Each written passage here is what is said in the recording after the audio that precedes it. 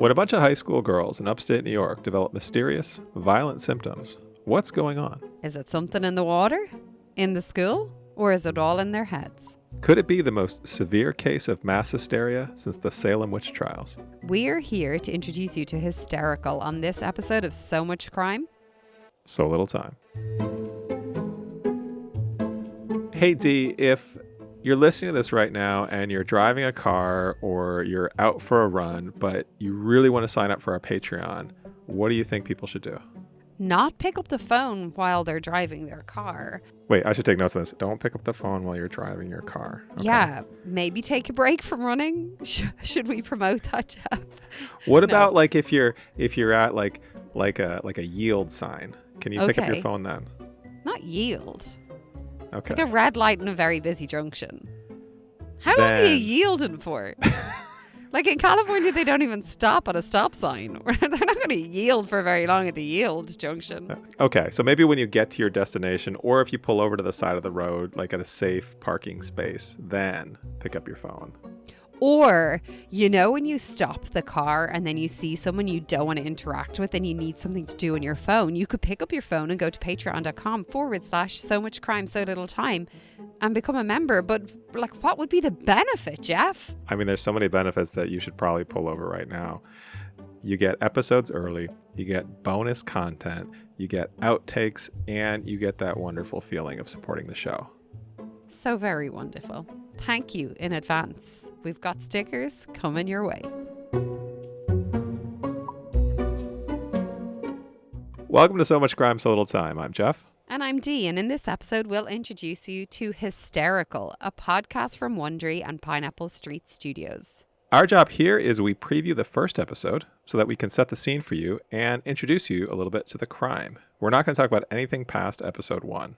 That way, it'll help you to determine if you want to spend time on this crime, or if you want to just come back and hear what we have to say about it. You will also find a link to Hysterical in our show notes. But right now, we just want to decide if this is a crime that's worth your time. Dee, before we get to the crime, we got to do a little scene setting here of where we are in time. Whoop, whoop. 2011, Jeff. December, run up to Christmas. My birthday month. What a time. All right, let's What hop a in the time. time machine back to Yeah. December 2011. Okay. I have a song for you that you're gonna hate because it's a cover, but surely you're gonna get it. It was an X Factor. Do you know the X Factor UK? I presume you didn't follow it. I think you had your own thing here. Was the X Factor a thing here? Yes, I'm aware of the X Factor. Okay. I don't know if I've ever watched it. X Factor winners for the year had a song. It went to number 1 for at least the 3 last weeks of December 2011. And I'm going to read you some of the lyrics and you're welcome. There's still a little bit of your taste in my mouth. There's still a little bit of you laced with my doubt. It's still a little hard to say what's going on. There's still a little bit of your ghost. You witness there's still a little bit of your face I haven't kissed. Step a little closer each day that I can't say what's going on. Do you know what's going on in my head as you're doing this? So I'm disassociating from the weirdness of the fact that you're saying these words and that the meanings of the words are just lost. You have this intonation that you do when you do this. It's and on it is purpose. so far removed from the melody of the song. So what you're saying is you don't know. Is that what you're saying to me? I'm saying like the words sound like familiar words, but they also sound like Stones words. Taught me to fly. Love taught me to lie. Life taught me to die. So it's not hard to fall when you float like a... It's not hard to fall when you float like a cannonball. What? Do you not even know the song? Still lost. What is the song? Cannonball. Damien Rice. I've heard of Damien Rice. Do not know the song. Whoa. That's such a look of disappointment. I know. Who is Damien Rice? I don't know. He's just a man who sings a song. Great. His album, Oh, surely you know it. I do not. Was he popular here? Here? No, it doesn't look like it. Okay, there you go. All right. Well, Who is here he? we are. That's real sad. I thought you'd know. Oh, he's Irish. I knew that. He's an Irish musician, singer, and songwriter. I'll send you his album. The album's real good. Okay, I believe you. Amy, I presume he sings better than you flat read. Sorry, you think I don't flat read well, but you don't get any of the songs, which means I flat read real well. Should we move on? What's the purpose of the flat read? To make me look ignorant of music that was popular in Ireland Yeah, basically. and sometimes the Fugees. Yeah, that was real bad. Okay. I got a quick game for you, and then Go we'll for wrap it. up the time machine. Okay. So I picked the top 3 movies of December 2011 in the U.S. These are 3 movies that all came out on the same day or same month. They all came out in December of 2011. And I'm going to read you the basically the one line from the review of each and then tell you the names of the movies, and you have to match the movies to the review. It. I love this game. All right. Let me read you the reviews first. So Okay. it's one sentence each. Okay. All right, Did you first one. choose good reviews or bad reviews or just funny reviews? I chose the review that was quoted first on the Wikipedia page for each of these movies. Okay, that's Presuming- I needed that context. Thank you. That's the representative review. Okay, So these I'm are ready. the critical consensus. All right, number 1. A good yarn, thanks to its well-matched leading men, but overall stumbles, duplicating the well-oiled thrills of the original. Jesus Christ. Go on. Number 2. A terrific thriller with action sequences that function as a kind of action poetry. And number 3. Lazy, rote, and grating. This is lowest common denominator family entertainment that's strictly for the very, very, very young at heart. Okay. I'm going to tell you the 3 movies. Number 1. Or let's do A. Alvin and the Chipmunks Chipwrecked. B. Mission Impossible Ghost Protocol. C. Sherlock Holmes A Game of Shadows. Who? A3. Alvin and the Chipmunks Lazy, rote, and grating. Yes. That was the easy one. Do you want to hear the reviews again? Sorry, See if you- it's Mission Impossible and then Sherlock Holmes. Yeah. So it's Mission Impossible 4 and Sherlock Holmes, I don't know, 2, 3. One of those Robert Downey Jr. Sherlock Holmes movies. Okay. So what one Mission is Impossible is it? 4. Oh, well, that one is going to be the bad one that makes the original be annoying or be good or whatever. No, that was Oh, Sherlock what? Holmes. Yeah. Mission Impossible is a terrific thriller with action poetry. Sherlock Holmes is a good I yarn. should have got that. There was no action poetry in Sherlock Holmes. No. But That was you a got fun one. game. You got one. Yeah. These are, I mean, it was a year of sequels. Those are all sequels. I mean, And I feel like I think, the movies is forever sequels or like remakes. I definitely saw Mission Impossible. I don't think I saw Alvin and the Chipmunks Chipwrecked. Okay. Aw, That is our time machine for today. loved it. Thank you for that. So let's jump in and talk a little bit about the podcast or the crime that this episode is about. It was released in summer of 2024 by Wondery and Pineapple Street Studios. Yeah, I got to say it again. The host is Dan Taberski. Hey, D, do you know who Dan Taberski is? No, the host So of Hysterical.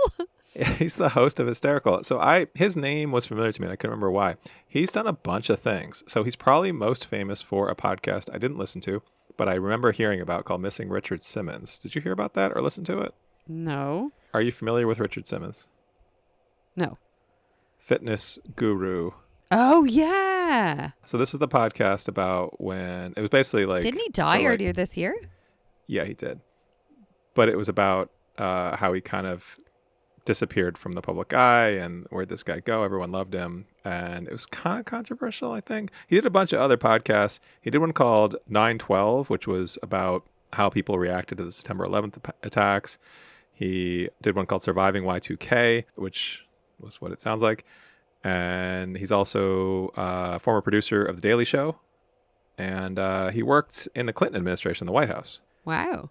Yeah, he goes way back. That's some resume. All right, Dan Taberski. Really going everywhere there. But anyway, thanks for that addition there, Jeff.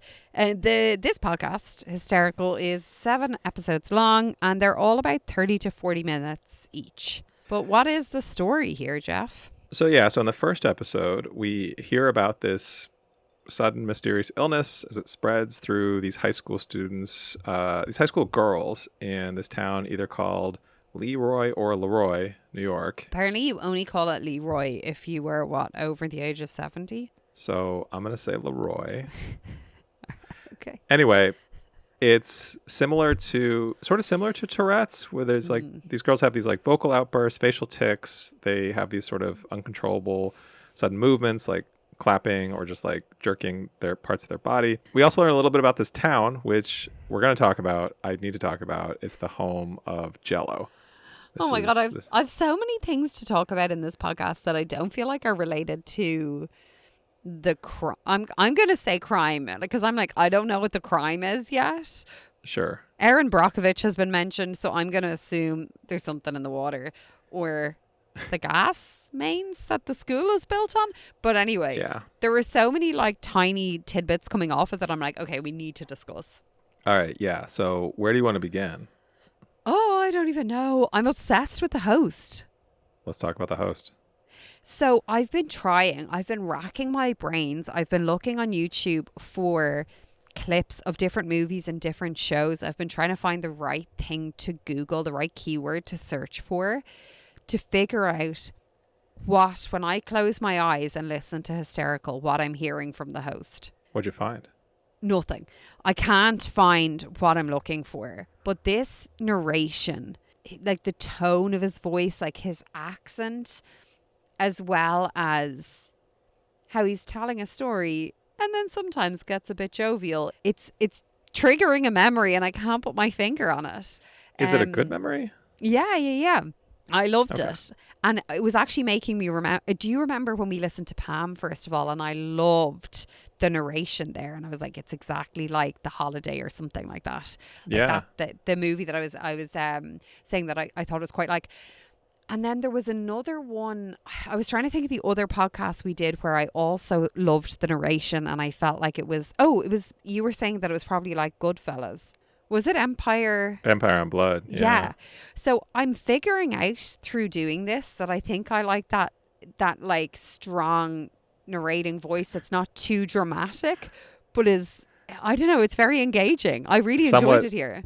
Somewhat theatrical. But not over the top. Sure. Like a little jokey, but mostly serious.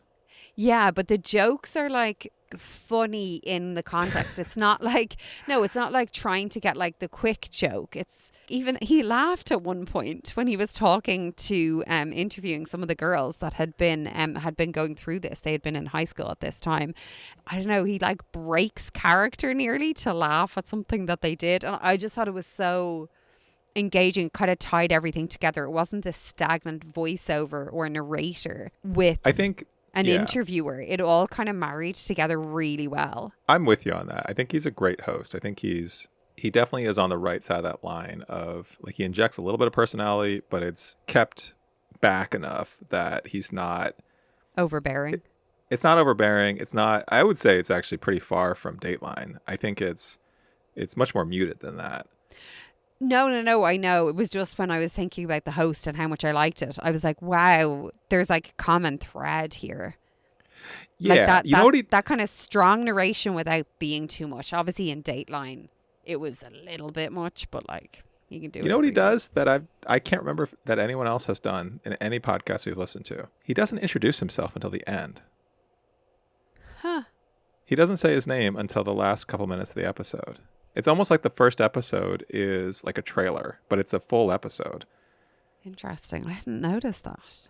Yeah, because I actually went back because I was like, wait, did we hear his name? Because it's in the notes, but... And you're like trying to get all the names down on your list so that we can refer to them. I do try to get the names down in my notes. But it's I think that's an interesting choice because he he has personality. It's not like he's a neutral, or like, you know, we've listened to like the Retrievals where the narrator really isn't in the first episode. It's all just clips of other people talking. He's talking in this. He's giving us the story and he's commenting on the story. He's there, but he's not telling us who he is and putting like his bio into this. Like he mentions that his parents lived nearby this area in upstate New York, but it's not showy, you know, it's reserved in a nice way. I think he does a great job. I think he's a solid host. Yeah, me too. Had you heard of this before? This Yeah. Yeah, you'd heard about like this situation that happened. I'll be honest, 2011 is a fuzzy time in my memory because that was when my children were very small, and so I feel like my sleeplessness and sort of like vaguely knowing what's going on in the world was at a weird state in 2011. But you were like this side of the world as well, or of the country. In 2011, I was in Colorado.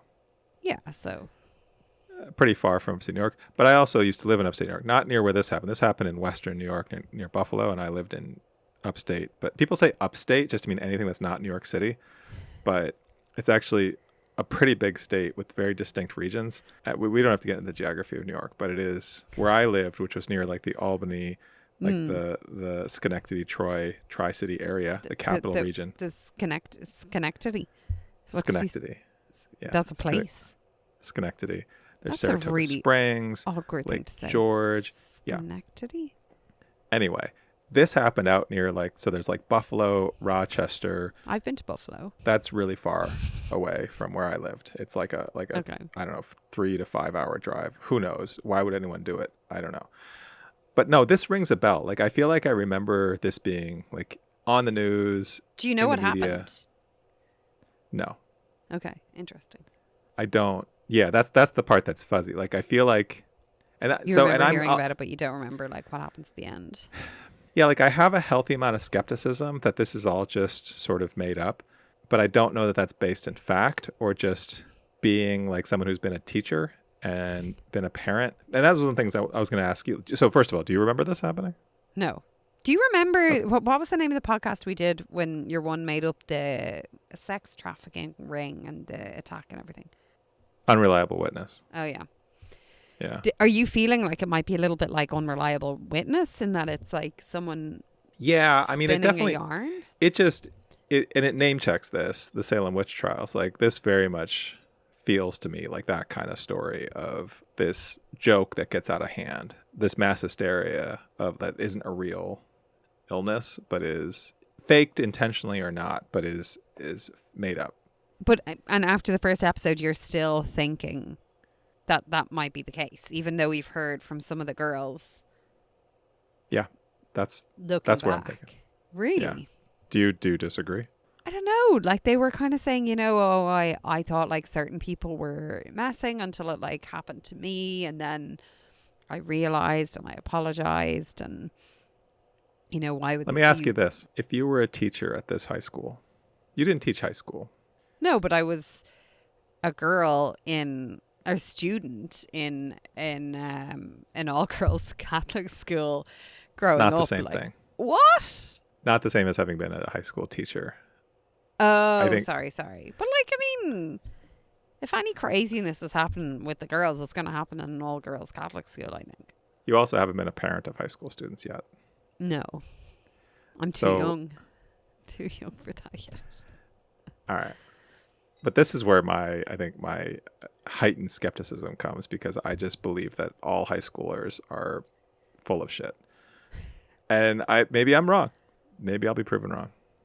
But I've been fooled. And when I was a high school teacher, I was also fresh out of college and not that far removed from being in high school. And so I got taken advantage of a lot because of my gullibility. I am less gullible, slightly less gullible now. Slightly. So how do you bring in this spread around the world? Or that's like the inference in episode 1 is like it turned up in Moscow and it turned up in blah blah blah. Like, so like how what do we really know? We start with this girl posting on YouTube in December of 2011 that she's developed these symptoms and she's looking for help, or she's looking for answers, or she just wants to like share with the world that she's suffering through this. I enjoyed that she said this happened after she was headbanging at a concert. Sure. And then we hear about this school. So she doesn't live in this upstate New York town. Mhm. She's somewhere else.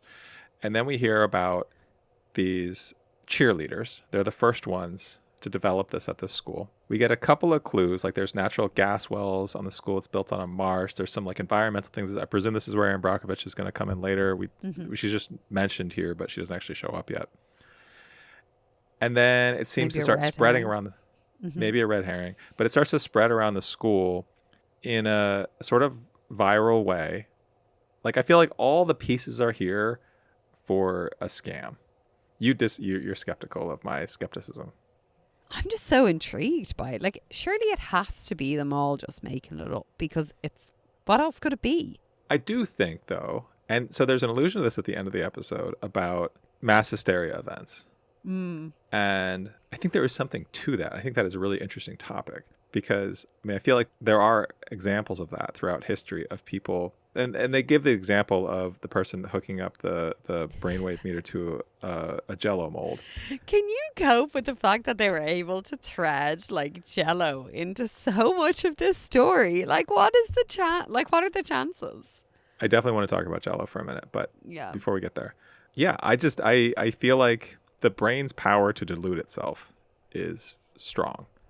Well, yeah, and like I know there's been cases of things like eating disorders and things like that being not contagious, but there's certain things I've seen, like even from a school point of view, that if you talk about too much with certain cohorts, you can actually amplify the issue. I know this happened all the time when we used to talk about bullying in school or like had friendship week. The cases of reported bullying would shoot up. Yeah. And oftentimes they weren't true bullying cases. They may have been like, disagreements or whatever with friends, and maybe not overly kind behavior, but not in the category of bullying, which is like very different situations. And I know I saw it in my school at one particular time when you were a student or a teacher? When I was a student, when eating disorders became kind of spoken about a little bit. I don't know. I remember there being a couple of cases of this where one person comes forward or opens up about it, and then other people kind of also jump in on it, but it's not. It's kind of like that thing where it's like it's a thing, but it's not the thing. Like, it's not bullying. It's not kind of that level. Nowhere more than in high school is there a fear of missing out and wanting to do what the cool That's kids are doing. followed me around for my life. All right. Not well, what hopefully. the cool kids do. I don't care what the cool kids do. I just don't like missing out. Yeah. Regardless of whether this is mass hysteria or an actual illness that is spreading around the school, it's an interesting story. It's an unusual story. It's not, I feel like, quite like anything we've really covered before. And then there's the whole Jell-O bit. Okay. Can we give us the context for the Jell-O? All right. So LeRoy or LeRoy, New York, is the city where Jell-O was invented or made famous. I don't know. I went down a little bit of a Jell-O rabbit hole. As a person not from America, home of Jell-O, and for over 100 years now, it was 1897. What is your relationship with Jell-O? So in Ireland, we call, like what you guys call Jell-O, we call jelly. Okay. So jelly and ice cream, but it's like Jell-O and ice cream. Is it a trademarked like brand name? Like Jell-O is a brand. Gelatin is the thing, but Jell-O is the brand. In Ireland and other Commonwealth countries, Ireland is not a Commonwealth country. Gelatin desserts like Jell-O are called jelly. Okay. Do you like jelly? Jell-O? Gelatin? No. It freaks me out. It's kind of a little bit like boba. That like... Yeah, that's good. At least that's right. With jelly, like I'm spooning it out and I know that it's going to be there. With boba, it's like, it's just... I didn't expect it to go up the straw. I thought it was just for show. I didn't expect it to go up the straw. That's our pull quote. I didn't expect it. It was so disgusting because I was so shocked by it. Like, if you're not expecting it, that is a shocking thing to... I would like to get on a t-shirt. D saying, I didn't expect it to go up the straw. I Oh, Yeah, anyway. you said that. I have 3 Jello facts for you. Okay. First one's a question, actually. With the fact is the answer. Do you know, is Jello a solid or a liquid? Oh, fuck. I don't know. It's a trick question. It's neither. It's its own thing. It's a semi-rigid structure suspended in liquid that's known as a colloid. I mean, It's its own I, thing. I think you should have told me that it was. Does anything else fall under that definition of colloid or whatever it is? Yeah. Okay. So whipped cream. Ugh. So there's colloidal emulsions, colloidal aerosols, colloidal suspensions, colloidal foams, colloidal dispersions, and hydrosols. I feel like These are all- colloidal is not a word that I want to use to describe something I'm going to eat. Fact number 2. This one's more relevant to you. When you came to America the first time, were you given your bowl of Jello? No. Okay. At the turn of the 20th century, so a long time ago, at Ellis Island, when immigrants were pouring in, the Genesee Pure Food Company decided this is a great opportunity to turn some new Americans into loyal customers. So they were given complimentary bowls of Jello when they arrived, because nothing says welcome to America than a wiggly pile of unnaturally bright fruit-flavored mystery substance. I mean, That's it's from mental quite floss, ingenious because surely as you're getting off the boat, you're like real hungry. And when you're real hungry, things taste so much better. Welcome to America. Here is some lime Jello. All right, my last one. Did they Did not you do ever- like red and white and blue Jello? They should have. What's They white should have. Jello? What flavor is white Jello? I don't know. Okay. Maybe Cecil that could be B- the colloidal emulsification or whatever that word was, the whipped cream. Fact number 3. Okay. Have you ever seen the movie The 10 Commandments? No. So the famous one is the Charlton Heston one. But before that, that was the 1956 one. There was a 1923 one directed by Cecil B. DeMille. In that movie, are you familiar with the parting of the Red Sea? Are you familiar with Moses? Yes. Okay. In that movie, Moses parts the Red Sea, and the Red Sea made of Jello. That's how they did it in the movie. Made of Jello, 1923. Yeah, that's my Jello facts for you. Okay. My surprise fact of the podcast is that apparently there can be such thing as a Jello salad where you add mayonnaise, like a dollop of mayonnaise to the top. And like, I have so many questions. I don't want to judge anyone's food choices, but also I have so many questions. Like if you Google this, like the salad I'm seeing is like chopped up stuff in the shape of a donut with like a shiny gloopy layer on top of it. It looks like egg whites, like before they've been cooked. Sure, it looks gross. The texture's gross, but it's delicious. Have you had a Jello salad? Yes. Okay. I never cook Jello. I never order Jello. I never seek out Jello. But when Jello is there and present and offered to me, I'll 100% eat it. I think we need to make a Jello salad, Jeff. I am 100% in. Maybe as the American, you should make the Jello salad. I will make a Jello salad. What do you want in your Jello salad? Mayonnaise? Nothing. No. Oh, I don't even know. I think you just have to make it and then I eat it, but I don't know what's in it. I don't think you can tell me what's in it. How eager are you to keep listening? Very eager, it sounds like. I'm extremely eager, and there's not even a murder here. I don't know. I think it's Dan. What's his name? Taberski. Taberski. Dan Taberski. Look, I can even remember his name. That's pretty monumental. Let me ask you this. If we get to the end of this, if we listen to all 7 episodes and it was all made up, how are you going to feel about it then? Depends how they do it. Like if it's 7 episodes, like if they drag it on, I'm not going to be happy about it. Okay. Why? What? Like, so Erin Brokovich was mentioned. I think this is going to be a whole scale, like, what the F is happening? I'm excited for Erin Brokovich. 100% in for her. But yeah. If we get to episode 7 and it's been a whole kind of up and down bait and switch, I will be upset. But then you'll have Jello salad to look forward to and all will be well in the world.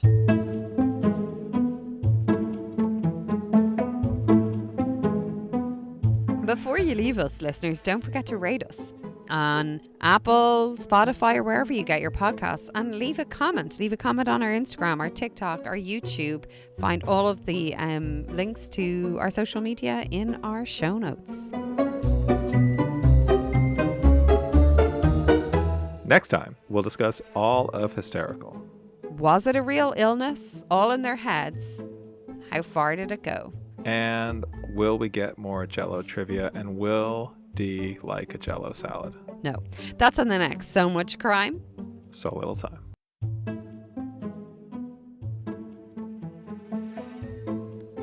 So Much Crime, So Little Time is a production of Mind Glove Media. The executive producer is Paxton Caloriso. Our associate producer is Blythe Ty. Our theme music was composed by Vyacheslav Starostin. If you haven't done it yet, please subscribe to this show on your podcast app. And don't forget to give us a 5-star rating and a review. Even better, tell your friends. To join the discussion, look for us on social media. Check out the show notes for all the links. Thanks for listening.